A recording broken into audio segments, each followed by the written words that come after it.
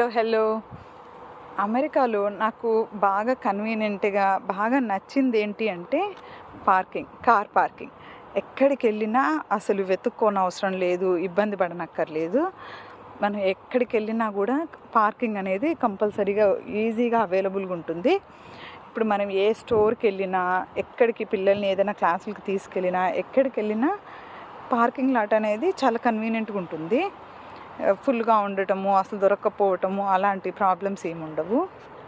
ఇప్పుడు చూడండి, ఇక్కడ మీకు కనిపిస్తున్న షాపులన్నిటికీ ఇదంతా పార్కింగ్ లాట్. అక్కడ మీకు కనిపిస్తున్నాయి కదా, అక్కడ ఒక 7-8 షాపులు ఉన్నాయి.